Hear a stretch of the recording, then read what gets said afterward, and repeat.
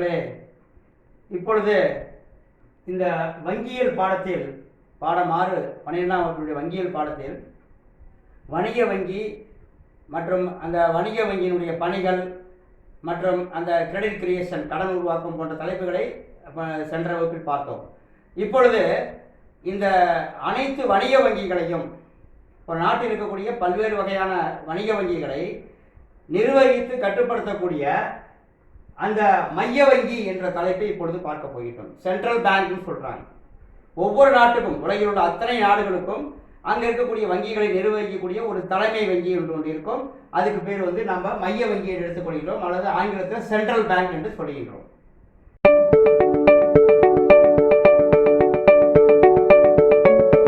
இப்போ பார்த்தீங்கன்னா இந்த சென்ட்ரல் பேங்க் நம்ம இந்தியாவில் எப்படி சொல்கிறோம்னா அதை ரிசர்வ் பேங்க் என்று சொல்கின்றோம். ரிசர்வ் பேங்க் ஆஃப் இந்தியா என்று நாம் அதை அழைக்கிறோம் அப்படின்னு சொல்கிறாங்க. அது பார்த்தீங்கன்னா அந்த ரிசர்வ் பேங்க் எப்படின்னா ஒரு பணவியல் அதிகார அமைப்பாக இருக்கிறது. ஒரு நாட்டினுடைய பணத்தை அச்சிட்டு வெளியிட்டு அதை கட்டுப்படுத்தி அதை நிர்வகிக்கக்கூடிய ஒரு முழு அதிகாரம் அரசால் கொடுக்கப்பட்டிருக்க பணவியல் அதிகார அமைப்பு என்று அதை நாம் அழைக்கின்றோம். அது அரசினுடைய பணம் மற்றும் அந்த பண அளிப்பு, ஒரு நாட்டினுடைய அரசாங்கத்தினுடைய பணம் மற்றும் அந்த மணி சப்ளை, பண அளிப்பு மற்றும் அதனால் உருவாகக்கூடிய அந்த வட்டி விகிதம், ரேட் ஆஃப் இன்ட்ரெஸ்ட், இதை எல்லாவற்றையும் மேலாண்மை செய்யும் ஒரு நிறுவனமாக சொல்கின்றோம். ஒரு நாட்டில் எவ்வளவு வட்டி விகிதம், ஏன்னா பண அளிப்பு முழுவதும் இந்த மைய வங்கியும் அந்த வணிக வங்கி சேர்ந்து தான் கட்டுப்படுத்துகிறது. அப்போ அந்த பொறுப்பு அதுக்கு இருக்கிறது. அதனால ஒரு நாட்டினுடைய பணம், பண அளிப்பு மற்றும் அந்த வட்டி விகிதம் போன்றவற்றை மேலாண்மை செய்து நிர்வகிக்கக்கூடிய ஒரு நிறுவனமாக இந்த மைய வங்கி என்று சொல்லப்படுகிற ரிசர்வ் பேங்க் இருக்கிறது என்று நமக்கு சொல்கிறார்கள். இதில் பார்த்தீங்கன்னா இந்த மைய வங்கி என்ன பண்ணுதுன்னா வணிக வங்கிகளை மேற்பார்வையிடுகிறது. ஒரு சூப்பர்வைசிங் அத்தாரிட்டி. நூற்றுக்கணக்கான வணிக வங்கிகள் இந்தியாவில் நிறைய தனியார் வங்கி, அரசு வங்கிகள் செயல்பட்டு கொண்டிருந்தாலும் அந்த வங்கிகளை மேற்பார்வை செய்யக்கூடிய ஒரு தலைமை வங்கியாக நமது இந்தியாவில் இருக்கிறது. இதை தலைமை வங்கி என்று அழைக்கின்றோம். அதாவது இருக்கிறதுலே வந்து top most bank of the ஒரு பர்டிகுலர் கண்ட்ரி, ஒரு நாட்டினுடைய தலைமை வங்கி என்று சொல்லுவோம். இந்தியாவை பொறுத்த வரைக்கும் அதை நாம் ரிசர்வ் பேங்க் என்று அழைக்கின்றோம். மாணவர்களுக்கு இப்பொழுது கருத்து சொல்லணும்னால ஏன் அதை நாம் இந்தியாவில் ரிசர்வ் பேங்க், அந்த ரிசர்வ்ங்கிற வார்த்தை ஏன் வருகிறது என்று சொன்னால், அது ஒவ்வொரு வணிக வங்கியினுடைய குறிப்பிட்ட அளவு பணத்தை, அந்த டெபாசிட்டை ரிசர்வாக வைத்திருக்கிறது. எப்பொழுதெல்லாம் அதுக்கு ஒரு பண நெருக்கடி வருகிறதோ அப்போ எடுத்து தருவதற்கு, அவைகள் தேவைகளை பூர்த்தி செய்வதற்காக வணிக வங்கிகள் தங்களுடைய டெபாசிட்டை மைய வங்கியில் வைத்திருக்கும். அதுக்கு பேர் ரிசர்வ் மணின்னு சொல்றாங்க. அந்த ரிசர்வ். இன்னொன்று, இதே மைய வங்கி, இந்த ரிசர்வ் பேங்க் என்ன பண்றாங்கன்னா ஒவ்வொரு நாட்டினுடைய அந்நிய செலாவணி பணத்தை கையிருப்பு வச்சிருக்காங்க. ஒவ்வொரு நாட்டினுடைய அந்நிய செலாவணியை கையிருப்பு வைத்து அதனுடைய ஏற்ற இறக்கத்துக்கு ஏற்றவாறு அதை வாங்குவதும் விற்பதும் அதை மாற்றி கொடுப்பதும் அந்த செயல்பாடுகளை அந்த ரிசர்வ், ஃபாரின் எக்ஸ்சேஞ்ச் ரிசர்வ்னு சொல்றோம்ல, அந்த ரிசர்வ் மணியை, அந்த வெளிநாட்டு அந்நிய செலாவணி பணத்தை கையிருப்பு வைத்திருந்தால் இந்த வங்கிக்கு ரிசர்வ் பேங்க் என்று அழைக்கின்றார்கள். அது ரிசர்வ் பேங்க் ஆஃப் இந்தியா அப்படி சொல்றாங்க. இந்தியாவினுடைய அந்த பணக்கொள்கையை அதை நிர்வகிக்கின்ற அடிப்படையில் அது பண அளிப்பை மேலாண்மை செய்கிறது. ஒரு நாட்டிலோட பணம் எவ்வளோ இருக்கணும், எவ்வளோ கொடுக்கணும், எவ்வளோ வாங்கணும் அப்படிங்கிறத ஒரு மேலாண்மை செய்யும் வங்கியாக அது இருக்கிறது என்று சொல்லி இந்திய ரிசர்வ் வங்கி சட்டம் அப்படின்னு ஒரு சட்டம் 1934 ஒரு சட்டம் உருவாக்கப்பட்டது. இந்திய ரிசர்வ் வங்கி சட்டம் என்பது 1934 உருவாக்கப்பட்டு அந்த சட்டம் அதன்படி 1935 இந்த வங்கி ஏப்ரல் மாதத்தில் துவங்கப்பட்டது. இந்த ரிசர்வ் பேங்க் ஆஃப் இந்தியா உங்களுக்கு தேர்வில் கேள்வி ஒன்று இருக்கு. ரிசர்வ் பேங்க் எப்பொழுது துவங்கப்பட்டதுன்னா 1935 ஏப்ரலில் துவங்கப்பட்டது. அது ஆரம்பத்தில் பார்த்தீங்கன்னா ஒரு தனியார் வங்கியாகத்தான் இருந்திருக்கிறது. இப்பொழுது அது அரசு வங்கி, அரசாங்கத்தில் கட்டுப்பாட்டு இருக்கக்கூடிய ஒரு நிறுவனம். ஆனால் அது ஆரம்பத்தில் துவக்கப்பட்ட போது ஒரு 100 ரூபாய் மதிப்புள்ள சம பங்குகளை வெளியிட்டு அது ஒரு தனியார் வங்கியாக அதன் மூலதனத்தை வைத்து செயல்படுத்தியிருக்கிறார்கள். அப்போ என்ன ஆகுதுன்னா அந்த தனியார் வங்கி 1900 நம்ம சுதந்திரம் வாங்கினதுக்கு பிறகு, ஜனவரி 1949 பிறகு அந்த வங்கி, அந்த தனியார் வங்கியில் செயல்பட்டு வந்த அந்த ரிசர்வ் பேங்க் நாட்டுடைமையாக்கப்பட்டது, தேசியமயமாக்கியிருக்கார்கள் மாணவர்களே. அதனால் நீங்கள் இதை புரிந்து கொள்ள வேண்டும். இது வந்து உங்களுடைய ஒரு துவக்கம். ரிசர்வ் பேங்க் என்பதனுடைய ஒரு துவக்கம்.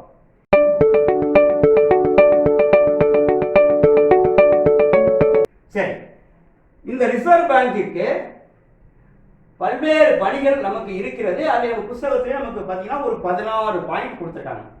மிகப்பெரிய கேள்வி, உண்மையுமே இதை நீங்கள் 5 மார்க்குக்கு படிக்கணும்னு சுருக்கி தான் எழுதணும், அல்லது தலைப்புகள் கூட சுமாராக படிக்கக்கூடிய மாணவர்கள் தலைப்பு கூட எழுதி மதிப்பெண் கொடுக்கறதுக்கு வாய்ப்பு இருக்குது.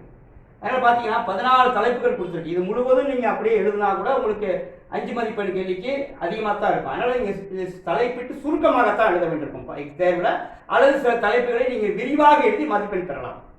சரி, இப்போ இந்த ரிசர்வ் பேங்க் ஆஃப் இந்தியா அன்று செய்யப்படுகின்ற மைய வங்கியினுடைய பணிகள் என்ன சார் அப்படிங்கிறது ஒவ்வொரு பாயிண்ட் வைஸ் நான் உங்களுக்கு தெளிவாக சொல்ல போகிறேன். அதை மாணவர்கள் புரிந்து கொள்ள வேண்டும்.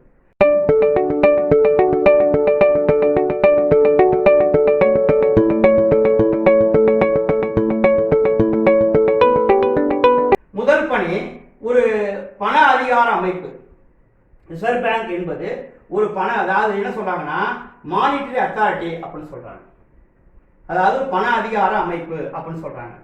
என்ன செய்யறாங்க சார் இவங்க அப்படின்னு கேட்டா, ஒரு நாட்டினுடைய பண அளிப்பை கட்டுக்குள் வைக்கிறாங்க. ஒரு நாட்டினுடைய பண அளிப்பை கட்டுக்குள் வச்சு அதனால நமக்கு ஒரு 4-5 பாயிண்ட் இங்கே சக்சஸாக அமையுது. அதான் சொல்லப்பட்டிருக்கு. என்னது?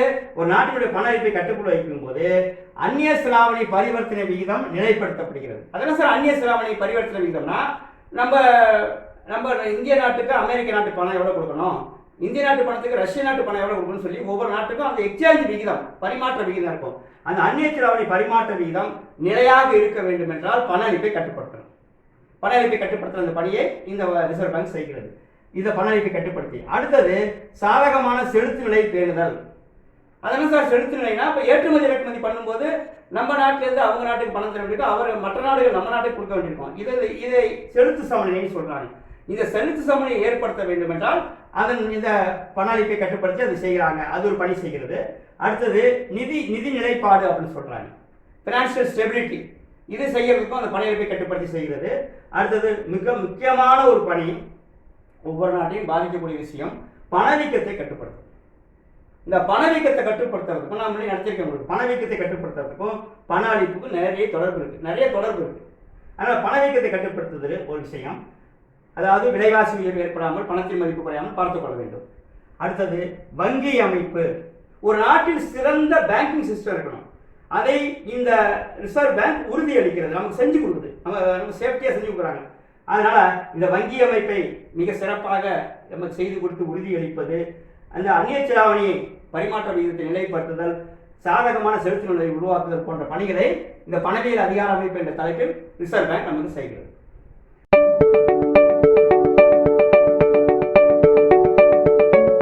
அடுத்த தலைப்பு மாணவர்களே, மிக முக்கியமான ஒரு பணி. இந்த ரிசர்வ் பேங்க் ரிசர்வ் பேங்க் இந்த பணியை ஒரு அரசு, மத்திய அரசு அவங்களுக்கு அந்த அதிகாரத்தை கொடுத்துருக்கு. காகித பண வெளியீடு. இந்த காகித பண வெளியீடுன்னு சொல்லும்போது உங்களுக்கு ஒரு முக்கியமான பாயிண்ட் சொல்லணும். இந்தியாவில் முதல்ல காகித பணம் வெளியிடப்பட்டது 18ஆம் நூற்றாண்டில் முதல்ல வெளியிட்டாங்க. அதாவது வங்காள வங்கி, மும்பை வங்கி மற்றும் சென்னை வங்கி என்று சொல்லக்கூடிய தனியார் வங்கிகள் தான் முதல்ல பணத்தை வெளியிட்டிருக்காங்க. ஆனால் ஷெர்ஷா சூரி என்ற அரசர் முதலில் அந்த காகித பணத்தை அச்சிட்டு இருக்காரு. எப்படி அச்சிட்டு இருக்காருன்னா, அவர் அந்த காசுகள் வெளியிட்ட போது அந்த காசுகளுக்கு ஒரு செப்பு காசுகளுக்கு ஒரு ரூபாய்க்கு 40 காசுகள் என்ற விகிதத்தில் அந்த காசுகளை அந்த பணத்தை வெளியிட்டிருக்காரு, அவருடைய விகிதத்தில் வெளியிட்டிருக்காரு. ஆனால் இப்போ வந்துகிட்டு இருக்க பணத்தை, நம்ம இந்தியாவில் வந்துட்டு இருக்க பணத்தை பார்த்தீங்கன்னா ஒரு அந்த ருபாயா, சமஸ்கிருத வார்த்தை ருபாயா என்று சொல்லப்படுகின்ற அந்த வார்த்தையை தான் நம்ம இன்னைக்கு ரூபாய் என்று சொல்கின்றோம். அதுக்கான பண்ணியிருக்காங்க. சரி, அதில் பார்த்தீங்கன்னா நமக்கு இன்னைக்கு வரக்கூடிய ரூபாய் நோட்டுகளில் பார்த்தீங்கன்னா நம்ம இந்தியாவுடைய பன்முகத்தன்மையை வெளிப்படுத்தும் பல மொழிகள் பேசுகின்ற நாளாக இருப்பதால் அதில் என்ன பண்ணுறாங்கன்னா 17 நம்ம மொழிகளை இணைச்சிருக்காங்க. அது இந்தி மற்றும் ஆங்கிலம் மற்றும் முதல் பக்கத்தில் இருக்கும், பெரிய எழுத்துக்கள் இருக்கும். மற்ற எழுத்துக்கள், அந்த மொழிகளுடைய எழுத்துக்கள் எல்லாம் பின்பக்கத்தில் ஒரு 15 மொழிகள் எழுதப்பட்டிருக்கும். அது ரூபாயை பற்றி நம்ம காகித பணத்தை பற்றி தெரிந்து கொள்கின்றோம். இந்த காகித பணத்தில் ஒரு 2 விஷயம் பார்க்கணும். 1 ரூபாய் நோட்டுகளும் 1 ரூபாய் காயின், இது 2 மட்டும் யார் வெளியிடுறானா, இதை தவிர இது நிதி நம்மளுடைய ஃபினான்ஸ் டிபார்ட்மெண்ட் வெளியிடுகிறது. ஃபினான்ஸ் செக்ரட்டரி என்பவர் தான் இதை வெளியிடுறாங்க. 1 ரூபாய் நோட்டுகளையும் 1 ரூபாய் காயின்களையும் வெளியிடுவது நமது ஃபினான்ஸ் செக்ரட்டரி, அதாவது ஃபினான்ஸ் டிபார்ட்மெண்ட் வெளியிடுறாங்க. மற்ற இது தவிர, இந்த 2 இதை தவிர அனைத்து நோட்டுகளையும் வெளியிட்டு அதை நிர்வகித்து மெயின்டைன் பண்ணக்கூடிய உரிமை யாருக்கு இருக்குன்னா ரிசர்வ் பேங்க் இருக்கிறது. அதை வெளியிடுகின்ற முற்றுரிமை யாருக்கு என்றால் அந்த ஒரு நிறுவனம் மட்டும்தான் அந்த இந்தியாவில் வந்து பணத்தை வெளியிடக்கூடிய அதிகாரப்பூர்வமாக முறைப்படி அபிஷியலாக வெளியிடக்கூடியது. அதுதான் சொல்லியிருக்காங்க, முற்றுரிமை பெற்றிருக்கிறது. பணத்தை அந்த பணம் அது பணத்தையும் அது சம்பந்தமான கடன் அளவையும் மேலாண்மை செய்கிறது. இது எவ்வளோ பணம் இருக்குது, எவ்வளோ கடன் கொடுக்குறாங்க. ஏன்னா அந்த கடன் கொடுக்கறது வந்து ரிசர்வ் பேங்க் வந்து மைய வங்கியை கட்டுப்படுத்தி அது எவ்வளோ கொடுக்கணுன்றதை மேலாண்மை செய்கிறது.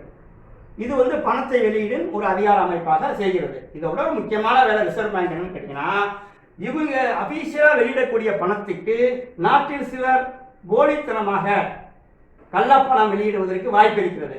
அந்த கள்ளப்பணம் வெளியிடாமல் அந்த ரூபாய் நோட்டுகளில் சில ரகசிய குறியீடுகளையும் ரகசிய எண்களையும் ரகசியமான அதில் இருக்கக்கூடிய அந்த வேதிப்பொருட்களை அதை கலந்து அதை கள்ள நோட்டு அல்லது போலி நோட்டு என்பதை கண்டுபிடிப்பதற்கு சில டிவைஸ் எல்லாம் உற்பத்தி பண்ணி அதை மக்களிடம் புழங்காத அளவுக்கு கட்டுப்படுத்துகிற வேலையும் இந்த ரிசர்வ் பேங்க் நமக்கு செய்து கொண்டிருக்கிறது.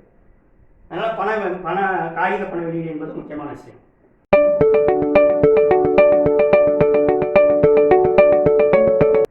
அடுத்து வங்கிகளுக்கு உரிமங்கள் வழங்குவார் அப்படின்னு சொல்றாங்க. அது முக்கியமான பாயிண்ட். ஏன்னா எத்தனையோ வங்கிகள் இந்த ரிசர்வ் பேங்க்கு கீழே இந்தியாவில் செயல்பட்டு இருக்கு. ஆனால் அந்த வங்கிகளுக்கு லைசன்ஸ் என்று ஒன்று கொடுக்கப்பட வேண்டும். அதாவது ரிசர்வ் பேங்க் கட்டுப்பாட்டில் செயல்படக்கூடிய வங்கியாக இருப்பதனால் வங்கிகள் முறைப்படுத்தப்படுதல் சட்டம் 22 என்ற சட்டத்தின்படி செயல்படக்கூடிய அனைத்து வணிக வங்கிகளும் கட்டாயமாக இந்த மைய வங்கியிடம் ரிசர்வ் பேங்கிடம் அந்த உரிமம் அல்லது லைசன்ஸ் பெற்று செயல்பட வேண்டும் என்பது முக்கியமான விஷயம். அப்போ அந்த அதிகாரம் உங்களுக்கு இருக்கு. அது ஒரு முக்கியமான பணி, லைசன்ஸ் கொடுக்கிறது.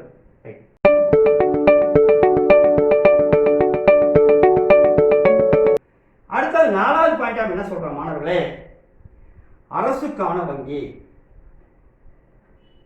நம்ம இதில் பார்த்தீங்கன்னா இந்தியாவில் வந்து ஒரு 2 வகையான அதிகாரங்கள் அரசுகள் இருக்கிறது, மத்திய அரசு, மாநில அரசு. மத்திய அரசுக்கும் மாநில அரசுக்கும் இரண்டுக்குமே இது வங்கியாக செயல்படுகிறது. மைய அரசு மாநில அரசு என்று சொல்லப்படுகின்ற இரண்டுக்கும் இது வங்கியாக செயல்படுகிறது. அது அரசுக்கு குறுகிய கால கடனை கொடுக்கிறது, ஷார்ட் டேர்ம் லோன் கொடுக்குறாங்க. அது மட்டுமல்ல, அரசுக்கு கொடுக்கும் கடன், அந்த கடனுக்கான சேவை எவ்வளோ கொடுக்குறாங்க, எவ்வளோ வருது, எவ்வளோ வட்டி வாங்குறாங்க என்று அந்த கடனை நிர்வகிக்கக்கூடிய வேலைகளையும் அரசினுடைய கடனை நிர்வகித்து அந்த சேவையை செய்கிறது அப்படின்னு சொல்றாங்க. அது மட்டுமல்ல, அரசின் சார்பாக இப்போ அரசாங்கம் வந்து கடன் பத்திரம் வெளியிடுதுன்னு சொன்னா அரசு வெளியிடாது. அரசுக்கு அந்த வேலையை செய்து கொடுப்பவர் யார்? ரிசர்வ் பேங்க் தான். ரிசர்வ் பேங்க் அந்த கடன் பத்திரங்களை உருவாக்கி பிரிண்ட் பண்ணி அதுக்கு நம்பர் போட்டு அதனுடைய சாராம்சங்களை அதில் வெளியிட்டு அதை விற்பனை செய்யும் பணிகளையும் இந்த வங்கி செய்கிறது அப்படின்னு சொல்றாங்க. ஏன்னா அந்த ஒரு முக்கியமான பணி பத்திரங்களை வியாபாரம் செய்கின்றது. அடுத்தது வங்கி சார்ந்த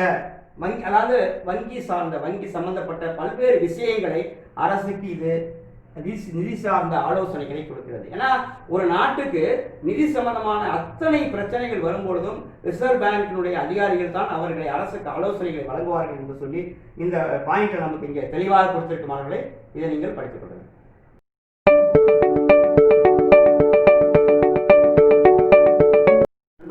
மாணவர்களே, இப்பொழுது 5வது தலைப்புக்கு வருகின்றோம். அந்த ரிசர்வ் பேங்கினுடைய பணிகள் 5வது தலைப்பு வங்கிகளின் வங்கி என்று இதை அழைக்கிறார்கள்.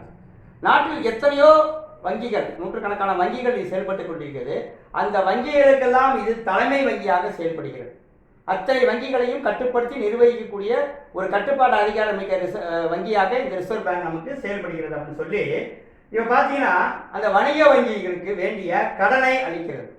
எவ்வளவு கடன் தேவையோ அந்த அளவுக்கு ரிசர்வ் பேங்க் அவங்களுக்கு அந்த கடனை அளிக்கிறது.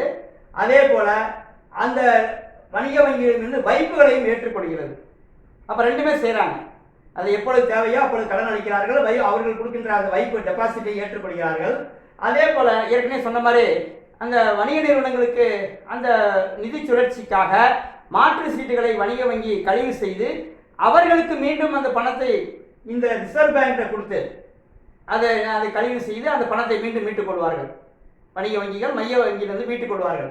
இப்படி இந்த பணிகளை கடன் அளிக்கிறதுக்கும் அதே போல வைப்புகளை ஏற்றுக்கொள்கின்ற செயல்பாடையும் மாற்றுச்சீட்டை கழிவு செய்கின்ற பணிகளையும் இந்த ரிசர்வ் பேங்க் செய்வதால் இதை வங்கிகளின் வங்கி என்று அழைக்கின்றோம். வங்கிகளின் வங்கிங்கிற தலைப்பு இதுக்கு சரியாக பொருந்துகிறது மாணவர்களே, அதை தெரிந்து கொள்ள வேண்டும்.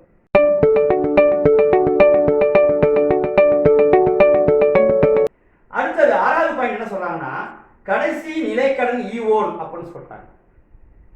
என்னன்னு கேட்டீங்கன்னா, இப்ப ஒரு வணிக வங்கிகளுக்கு நிதி சிக்கல் ஏற்படுகிறது, பினான்சியல் கிரைசிஸ் ஏற்படுதுன்னு வச்சுங்க, பணம் ஷார்டேஜா இருக்கு அப்படின்னு சொன்னா, அப்ப இந்த வணிக வங்கிகளுக்கு நிதியோ மற்ற ஆதாரமோ எதுவுமே இல்லை, சமாளிக்கிற அளவுக்கு, அதை சமாளிக்க சரிகட்டுற அளவுக்கு அவங்கள்ட்ட நிதி ஆதாரமோ மற்ற எதுவுமே இல்லைங்கும் போது, இல்லா நிலையில் அதிலிருந்து தங்களை மீட்டுக் கொள்வதற்கு, மீட்சி பெறுவதற்கு அவங்க ரிசர்வ் பேங்கை அணுகிறார்கள்.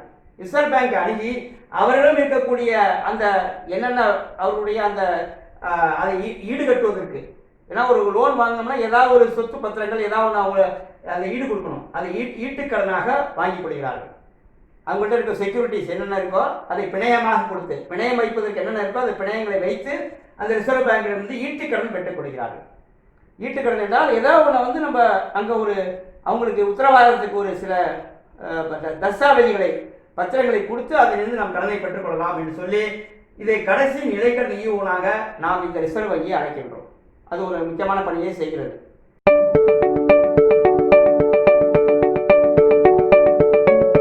அடுத்தபடியாக அந்நிய செலாவணி பாதுகாவலன் அப்படின்னு சொல்றாங்க. இது ரொம்ப முக்கியமான பணி. ஒரு நாட்டினுடைய ஏற்றுமதி இறக்குமதி நமக்கு வேண்டிய அளவுக்கு வெளிநாட்டு பணத்தினுடைய உதவி நமக்கு தேவை. அப்படிங்கும் போது அந்த அந்நிய செலாவணியை கையிருப்பு வைத்திருக்கக்கூடிய முக்கியமான பொறுப்பு இந்த ரிசர்வ் பேங்க் உண்டு. அது இருப்பு வைத்து பாதுகாக்கிறது. அது என்ன சொல்றாங்கன்னா, 1991 அந்நிய செலாவணி மேலாண்மை சட்டம், அதுக்கு என்ன ஃபாரின் எக்ஸ்சேஞ்ச் மெயின்டெனன்ஸ் ஆக்ட்னு சொல்றாங்க. ஃபாரின் எக்ஸ்சேஞ்ச் மெயின்டெனன்ஸ் ஆக்ட் 1991 அந்நிய செலாவணி சட்டத்தின்படி அந்நிய செலாவணி பாதுகாப்பு மேலாண்மை நிர்வாகம் இந்த ரிசர்வ் பேங்க் செய்கிறது. எவ்வளவு பணம் அந்நிய செலாவணி வருகிறது, அது யாருக்கு கொடுக்குறோம், எவ்வளவு வாங்குகிறோம் விற்கிறோம் என்று சொல்லி அதனுடைய அந்த நிர்வாகம் முழுவதையும் இந்த ரிசர்வ் பேங்க் தான் செய்து கொண்டிருக்கிறது. எனவே ஒரு நாடு சிறப்பாக ஏற்றுமதி இறக்குமதி மற்றும் அந்த வெளிநாட்டு பண பரிவர்த்தனைகள் சிறப்பாக இருக்க வேண்டும் என்றால் அந்த ஒரு முக்கிய பணியை இந்த ரிசர்வ் பேங்க் தன்னை பொறுப்பில் வைத்துக் கொண்டு அந்த அந்நிய செலாவணியை பாதுகாத்து மேலாண்மை செய்து நிர்வகிக்கிறது என்று சொல்லி ஒரு முக்கியமான பணியாக ரிசர்வ் பேங்க் சொல்றாங்க. அதை பார்த்துக் கொள்ள வேண்டும். அடுத்தது இந்த இதில் என்ன சொல்றாங்கன்னா, இந்த ஒரு பாயிண்ட், இந்த ஒரு நாட்டினுடைய நம்ம இந்தியாவினுடைய பணம் அயல்நாட்டிற்கு எவ்வளவு என்று ஒரு கால்குலேஷன் இருக்கு. அந்த பணத்தை அந்த எக்ஸ்சேஞ்ச் ரேட்னு சொல்றாங்க. அந்த எக்ஸ்சேஞ்ச் ரேட்டை நிலையாக வைத்துக் கொள்வதற்கு என்ன பண்றாங்க ரிசர்வ் பேங்க், எப்பொழுதுமே ஒரு குறிப்பிட்ட அளவு தேவைப்படும் பொழுது அயல்நாட்டு பணத்தை வாங்கி விற்று அந்த எக்ஸ்சேஞ்ச் ரேட்டை நிலைப்படுத்துகிறார்கள். ஒரு நாட்டினுடைய அந்த அந்நிய செலாவணி விகிதத்தை நிலைப்படுத்துவதற்கு வெளிநாட்டு பணத்தை வாங்கி விற்று வாங்க வேண்டும் என்றாலும் சரி, விற்க வேண்டும் என்றாலும் சரி, வாங்கி விற்று அந்த பணத்தை அந்த அந்நிய செலாவணி விகிதத்தை நிலைப்படுத்துகிறார்கள் நமக்கு சொல்லியிருக்காங்க. அந்த வேலையை முக்கியமாக செய்யுது. அப்போ அந்த அந்நிய செலாவணி விகிதத்தை நிலைப்படுத்துகிற மிக்க பணியை நமக்கு மைய வங்கி செய்து கொண்டிருக்கிறது அப்படின்னு சொல்லியிருக்காங்க.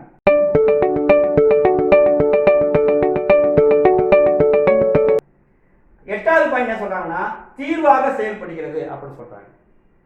இது என்ன சார் தீர்வாக செயல்படுதுன்னா, நீங்க பாத்தீங்கன்னா நம்ம இந்தியாவில் பார்த்தீங்கன்னா ஒரு ரிசர்வ் பேங்குக்கு ஒரு 14 தீர்வகங்கள் இருக்கிறது.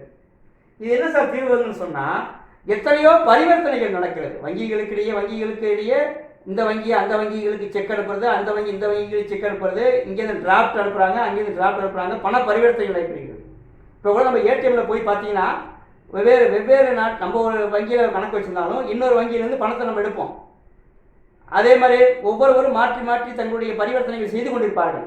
அந்த பரிவர்த்தனைகளை செய்வதையெல்லாம் அந்த வங்கிகள் தங்களுக்குள் வங்கிகளுக்கு வங்கி நடக்கக்கூடிய இந்த பரிவர்த்தனைகள் எல்லாம் சமன் செய்கின்ற வேலையை இந்த 14 தீர்வகங்கள் நினைக்கும். நம்மளே நினைச்சு பார்ப்போம். நம்ம நிறைய கணக்கு அக்கௌண்ட்ல பணம் வச்சிருப்போம். டெய்லி ஒரு ஏடிஎம்ல போய் பணம் அனுப்புவோம், டெய்லி ஒரு பேங்க்கு செக் அனுப்புவோம், மாற்றி அதெல்லாம் போயிட்டு வந்துட்டு இருக்கோம். இந்த இதெல்லாம் எப்போ செட்டில் பண்ணுவாங்க, யார் செட்டில் பண்றா, எங்க அது தீர்வாகிறது என்று சொன்னால் அதுக்கு என்று ஒரு 14 தீர்வகங்கள் இந்தியாவில் இருக்கு.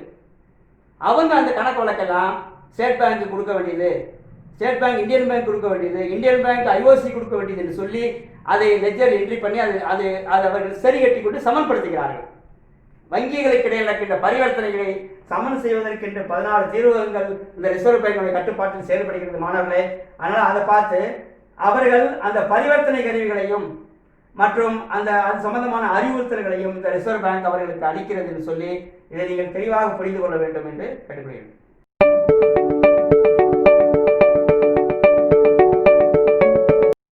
மாணவர்களே, இப்பொழுது இந்த ரிசர்வ் பேங்குடைய பணிகளில் நம்ம இப்போ 9வது தலைப்புக்கு வந்திருக்கோம். அதில் பார்த்தீங்கன்னா பொருளாதாரத்தை நெறிப்படுத்துகிறது அப்படிங்கிறது அடுத்த தலைப்பு. இதில் ஒவ்வொரு நாட்டுக்கும் ஒரு பணக்கொள்கை என்று ஒன்று உண்டு. ஒவ்வொரு இந்தியாவில் என்ன பணக்கொள்கை அரசு கடைபிடிக்கிறதோ அந்த பணக்கொள்கையை அடிப்படையாக வைத்து பொருளாதாரத்தை விரும்பத்தக்க பாதையில் அழைத்து செல்வது இந்த ரிசர்வ் பேங்கினுடைய முக்கியமான பணி. அரசு என்ன பணக்கொள்கை சொல்கிறதோ அந்த அடிப்படையில் பொருளாதாரத்தை அது விரும்பத்தக்க பாதையில் அழைத்து செல்வது முக்கியமான பணின்னு சொல்றாங்க. அதுவும் இல்லாமல் மேல என்ன சொல்றாங்கன்னா, நாட்டு வருமானம், வேலை வாய்ப்பு, செலவு, சேமிப்பு, முதலீடு என்று சொல்லப்படுகின்ற முக்கியமான குறியீடுகள், பொருளாதார குறியீடுகள் என்று சொல்லப்படுகின்ற முக்கியமான விஷயங்களை அது எவ்வாறு செயல்பட்டு கொண்டிருக்கிறது, செலவு எப்படி, வேலை வாய்ப்பு எப்படி, சேமிப்பு எப்படி என்பதை கண்காணித்து நெறிப்படுத்தும் ஒரு வேலையையும் இந்த ரிசர்வ் பேங்க் நமக்கு செய்கிறது. இதான் இது முக்கியமானது. பொருளாதாரத்தில் ஒரு முக்கியமான குறியீடுகள் தேசிய வருமானம், வேலை வாய்ப்பு மற்றும் சேமிப்பு, முதலீடுகள் தான் ஒரு பொருளாதாரத்தை இயக்கக்கூடிய முக்கிய குறியீடுகள். இதை கண்காணித்து நெறிப்படுத்துகிறது, ஒழுங்குபடுத்துகிற செயலையும் இந்த ரிசர்வ் பேங்க் நமக்கு செய்கிறது என்று சொல்கிறார்கள். மாணவர்களை அதை பார்த்துக் கொள்ளுங்கள்.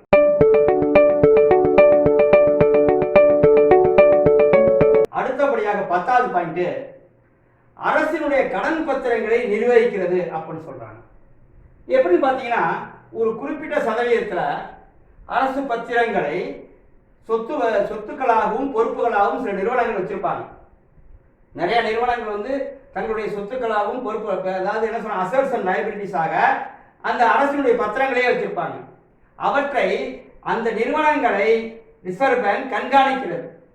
அரசாங்கத்துடைய கடன் பத்திரங்களை யார் அதிகமாக வாங்கி வச்சு தங்களுடைய சொத்துக்களாகவும் லைபிலிட்டியாகவும் வச்சு பொறுப்புகளாகவும் வச்சு செயல்பட்டு இருக்க நிறுவனங்களை இந்த ரிசர்வ் பேங்க் கண்காணிக்கிறது அப்படின்னு சொல்றாங்க. அதனால அரசு கடன் பத்திரங்களை நிர்வகிக்கின்ற பொறுப்பு இவர்களுக்கு இருக்கிறது அப்படின்னு சொல்றாங்க. அதை பார்த்துக்கணும்.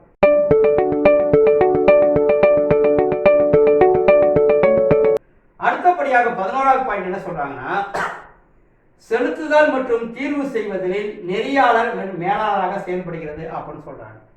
இப்போ அரசாங்கம் பார்த்தீங்கன்னா பல்வேறு செயல்பாடுகளுக்கு நிதி செலுத்துகின்ற அந்த முக்கியமானது, அதை நிதி செலுத்துதல் மற்றும் தீர்வு செய்தல், அதை செட்டில்மெண்ட் பண்றது, பணம் கொடுக்கறது, பணம் அனுப்புறது, செலுத்துறது, செட்டில்மெண்ட் பண்றது அப்படிங்கிற அந்த செயல்பாடுகளுக்கு 2007ஆம் ஆண்டு PSS ஆக்ட்னு சொல்றாங்க. அதாவது என்ன சொல்றாங்கன்னா, payment and settlement system act அப்படின்னு சொல்றாங்க. அதாவது செலுத்துதல் மற்றும் தீர்வு சட்டம் 2007 படி RBI ஒரு நாட்டின் மேற்பார்வை அதிகாரம் கொண்டு செயல்படுகிறது. ஒரு நாட்டினுடைய மேற்பார்வை அதிகாரத்தை கொண்டு இந்த மைய வங்கி செயல்படுகிறது அப்படின்னு சொல்றாங்க. இந்த ஆக்ட் படி 2007 படி. அதன்படி பார்த்தீங்கன்னா ரிசர்வ் பேங்க் ஒரு பாதுகாப்பாக திறமை மிக்க செலுத்துதல் மற்றும் தீர்வு செய்கின்றதில் மேற்பார்வையாளர் மூலமாக மேம்படுத்துகிறது அப்படின்னு சொல்றாங்க. இந்த RBIக்கு இது மிக பாதுகாப்பாக செய்கிறது. இந்த செலுத்துதல் மற்றும் தீர்வு செய்கின்ற அந்த செயல்பாட்டை மிக பாதுகாப்பாக திறமையாக இந்த செலுத்துதல் மற்றும் தீர்வு செய்வதில் அது மேற்பார்வையிட்டு அதன் மூலம் இந்த செயலை மேம்படுத்துகிறது அப்படின்னு சொல்றாங்க. ஏன்னா ஒரு அரசாங்கத்தின் சார்பாக இந்த பணம் செலுத்துதல் மற்றும் செட்டில்மெண்ட், அதை தீர்வு செய்தல் என்ற அந்த செயல்பாடை ரிசர்வ் பேங்க் தன்னுடைய பொறுப்பில் எடுத்துக்கொண்டு செய்கிறது. 2007 ஆக்ட் படி அதை நடைமுறைப்படுத்தி அந்த அதிகாரம் ரிசர்வ் பேங்க் கொடுக்கப்பட்டது.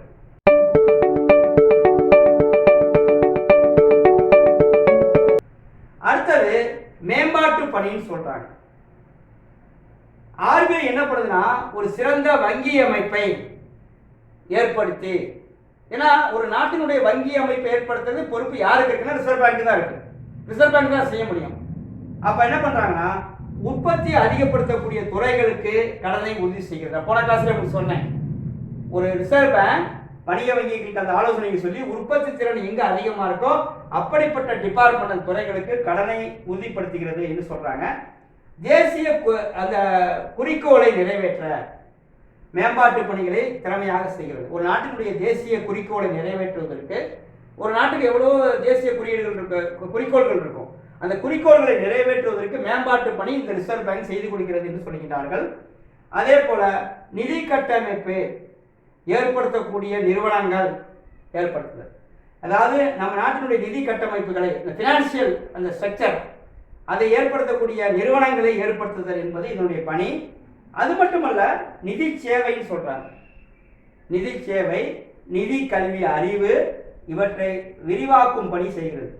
நிதி சேவை, நிதி கல்வி அறிவு போன்றவற்றை விரிவாக்கும் பணிகளை செய்கிறது. அதற்காக இது என்ன பண்ணுதுன்னா, ரிசர்வ் பேங்க் அந்த கல்வி மற்றும் ஆய்வு நிறுவனங்களை நடத்தி வருகிறது.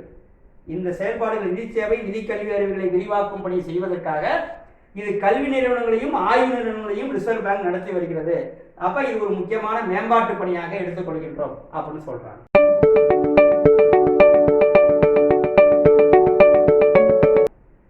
அடுத்தபடியாக பணவியல் மற்றும் இதர தகவல் வெளியிடுதல் அப்படின்னு சொல்றாங்க. இப்ப பாத்தீங்கன்னா, ஒரு நாட்டினுடைய பணம், இந்த பணம் எப்படி ஆச்சு, எவ்வளவு இருக்கு, எவ்வளவு வருது, எவ்வளவு போகுது, எவ்வளவு மக்கள் கையில் இருக்கு என்பதை பணம் சம்பந்தமான விவரங்களையும், வங்கி சம்பந்தமான விவரங்களையும், பொருளாதாரம் சம்பந்தமான விவரங்களையும் புள்ளி விவரங்களாக இது வெளியிடுகிறது அப்படின்னு சொல்றாங்க. ரிசர்வ் பேங்க் மிகப்பெரிய ஒரு பணியை செஞ்சுக்கிட்டு இருக்கு. என்ன கேட்டீங்கன்னா, இந்த 3 பணம், வங்கி, பொருளாதாரம் பற்றிய புள்ளி விவரங்களையும் இந்திய பொருளாதார கொள்கையை திறனாய்வு செய்து, இந்திய பொருளாதாரத்தில் என்ன, அதை எப்படி போகிறது என்பதை திறனாய்வு செய்து ரிசர்வ் பேங்க் என்ன பண்ணுதுன்னா, ஒவ்வொரு வருடமும் மாதாந்திர, காலாந்திர, அதாவது காலாண்டுகளுக்கு ஒரு முறை, வருடத்திற்கு ஒரு முறை அதன் விவரங்களை ஆர்பிஐ புல்லட்டின் என்று சொல்லி ஒரு பெரிய புஸ்தகமே வெளியிடுகிறது. உங்களுக்கு பார்த்தீங்கன்னா, உங்களுக்கு வந்துகிட்டு இருக்கு, ஒரு மாதம் ஒரு முறை, காலாண்டுக்கு ஒரு முறை, வருடத்திற்கு ஒரு முறை ஆர்பிஐ புல்லட்டின் என்று சொன்னீங்கன்னா, அந்த ஆர்பிஐ புல்லட்டின் எடுத்து பார்த்தீங்கன்னா பொருளாதாரம் சம்பந்தப்பட்ட புள்ளி விவரங்கள், ஒரு நாட்டினுடைய அத்தனை விவரங்களும் இருக்கும். ஆர்பிஐ புல்லட்டின் எடுத்து நீங்க பார்த்தீங்கன்னா உங்களுக்கு எக்கனாமிக் சம்பந்தப்பட்ட கரண்ட் டெவலப்மெண்ட் எல்லாமே நீங்க பார்க்கலாம். வங்கி சம்பந்தமான விஷயங்கள், பணம் சம்பந்தமான விஷயங்கள் இந்த ரிசர்வ் பேங்க் நமக்கு ஒரு இதழாக வெளியிடுகிறது. அதுதான் நமக்கு பணவியல் மற்றும் இதர தகவல்களை அது புல்லட்டின் என்று சொல்லப்படுகிற தனி இதாக அமைப்பாக வெளிவருகிறது.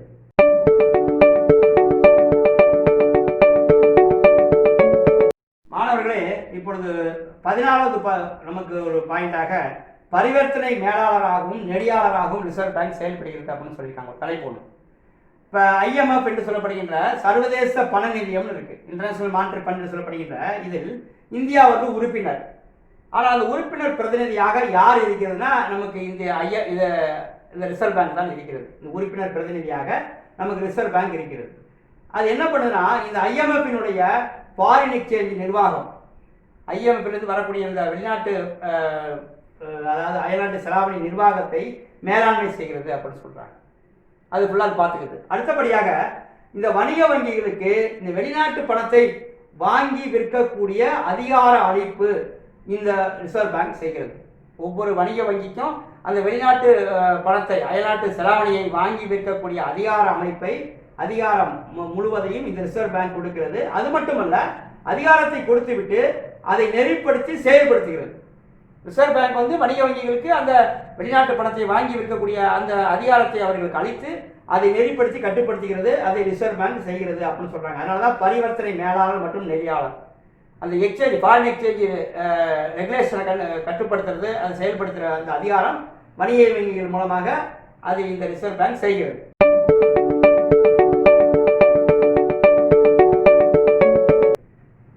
அடுத்தது 15வது பாயிண்ட் என்ன சொல்றாங்க, நமக்கு வங்கி குறை தீர்ப்பாய திட்டம் அப்படின்னு சொல்றாங்க.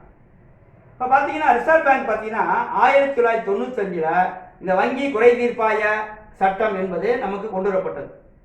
இதில் பார்த்தீங்கன்னா, இது அறிமுகப்படுத்தப்பட்டு வங்கிகள் சம்பந்தமான, பேங்க் சம்பந்தமான என்னென்ன புகார்கள், கம்ப்ளைண்ட்கள் வருகிறதோ அதையெல்லாம் அந்த தீர்வு அதை களைந்து அதை சரி செய்கிறது. அது மட்டுமல்ல,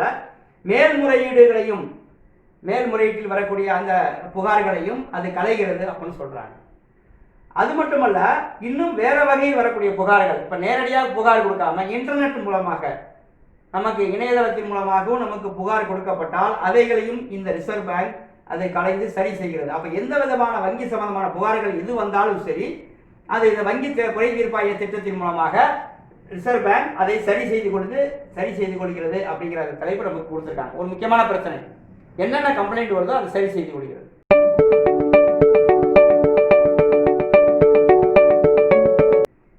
அடுத்தபடியாக கடைசியாக நமக்கு ஒரு முக்கியமான பாயிண்ட் கொடுக்கப்பட்டிருக்கு, இந்திய வங்கி நெறிமுறை மற்றும் மதிப்பீடுகள் வாரியம் அப்படின்னு ஒரு அமைக்கப்பட்டிருக்கு. இந்திய வங்கி நெறிமுறை மற்றும் மதிப்பீடுகள் வாரியம். அது என்ன சார் சொன்னா, எத்தனையோ வங்கிகள் இந்தியாவில் செயல்பட்டாலும் அந்த வங்கிகளுடைய திறமைகளை அளவிட வேண்டும். சரி, அந்த திறமைகளை அளவிடுவதற்கு என்ன சார் பண்ணணும்னு சொன்னால், உலகளவில் நெறிமுறை மற்றும் மதிப்பீடுகளை கொண்டு அதை அளவிட வேண்டும். அதாவது உலக அளவில் இருக்கக்கூடிய அந்த நெறிமுறை அந்த அடிப்படையில் மதிப்பீடுகளை செய்து நாம் இந்த மதிப்பீட்டு வாரியம் இந்தியாவில் அமைக்கப்பட்டிருக்கு அப்படின்னு சொல்றாங்க. அது ரிசர்வ் பேங்க் செய்கிறாங்க. எந்த வங்கி சிறப்பாக செயல்படுது, எது திறமை மிக்க வங்கி என்பதை அதை அளவிடுவதற்கு நாம் உலக அளவில் இருக்கக்கூடிய தரமான நெறிமுறைகளை மதிப்பீடுகளையும் கொண்டு நாம் அளவிட வேண்டும் என்று சொல்லி இந்த மதிப்பீடுகள் வாரியம் நமக்கு இந்தியாவில் ரிசர்வ் பேங்க் செயல்படுத்தி கொண்டிருக்கிற மாணவர்களே. அதனால் இந்த ரிசர்வ் பேங்க் பற்றிய அத்தனை கருத்துக்களையும் நீங்கள் உள்வாங்கி தேர்வில் முழு மதிப்பெண் பெற வேண்டும் என்று உங்களை வாழ்த்துகிறேன். மாணவர்கள் மற்றும் இந்த காணொளியை தொடர்ந்து கண்டுகொண்டிருக்கும் அனைத்து நண்பர்களுக்கும் ஒரு அன்பான வேண்டுகோள். கீழே உள்ள சிகப்பு சப்ஸ்கிரைப் பட்டனை அழுத்தி உங்களை நீங்கள் பதிவு செய்து கொள்ளுங்கள். இந்த ஒவ்வொரு பதிவும் தொடர்ந்து உங்களுக்கு கிடைப்பதற்கு நல்வழியாக இருக்கும் என்று கேட்டுக்கொள்கிறேன்.